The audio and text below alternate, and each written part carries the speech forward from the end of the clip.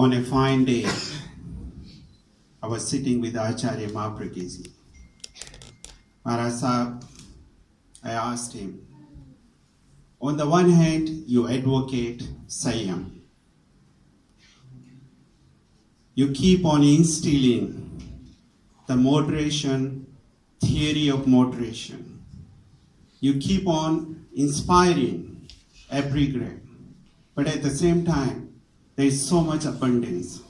There is so much excesses. There is so much excessive possessions with your followers. How would you explain this contradiction in behavior?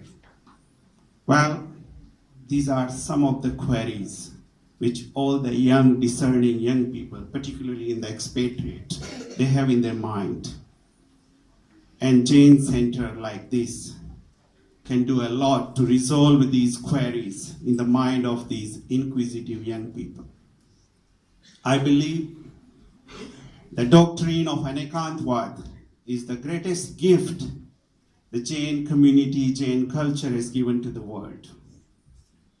It promotes coexistence, it promotes creativity. It allows you to think that there is another way of doing things.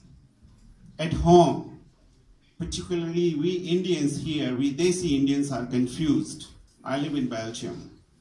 At home, we keep on insisting on our children, please don't drink alcohol drinks. Please don't eat eggs. Don't eat non-veg.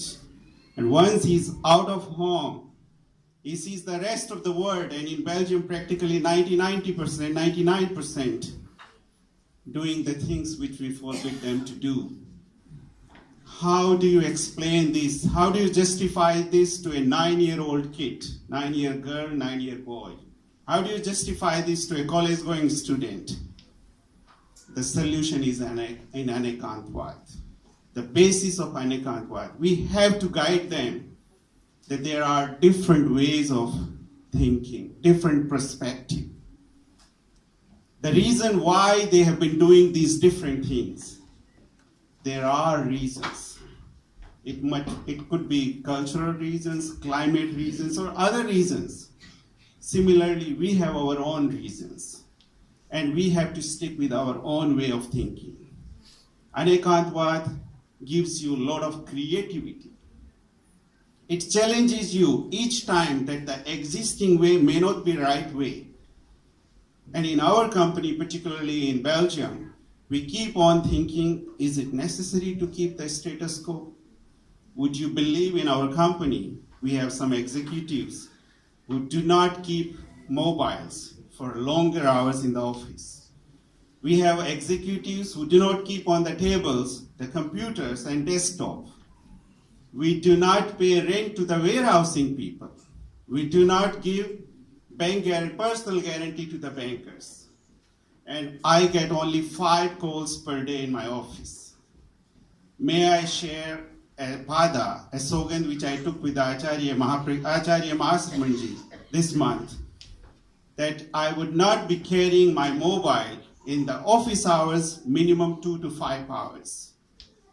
We can do this because you start thinking in a different way. I think the center can do a lot to spread these wonderful doctrines. And the last point which I'd like to point out, I feel the Jain community, the Jain professionals are blessed with a rare combination of entrepreneurial skill, good sanskar, and higher education. This is a unique position. The number of people which I have in my organization, almost 1/3 are Jains. And I'm amazed many times how somebody from a small village do business from Mexico to Mombasa to Mumbai, from Norway to New York. Incredible entrepreneurship we have got. And I'm sure there would be many aspiring employers who would be willing to take them. And more than that, there's a very good perception about Jain culture. In Belgium, I was very happy to hear from a banker who have been financing billions, I'm talking about billions, to the diamond trade. And he said to me that, look, why we finance? Because we heard that the Jains were entrusted with the valuable, with the jewelries from the king, from the emperors, because the emperors believed that Jains would not steal, they would not hurt. Similarly, we also believe that the Jain, particularly in the diamond trade, would keep to their word. This is the perception we have, and I'm sure we must be very proud of it. The center can act as a platform for the aspiring employers and employees.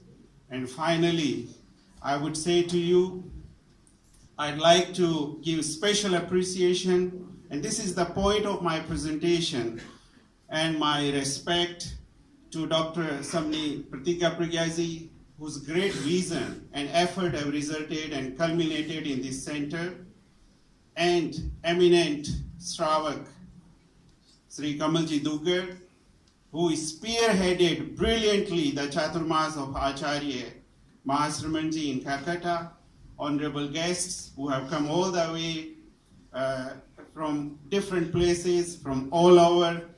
I would like to give my respect, my appreciations, and Viseshkar, especially Hasubhai, for all the efforts which you have done. Thank you so much for bringing this on this European land, and I hope that the center serves the purpose for which Kamalji has spearheaded and taken the initiative. Thank you so much.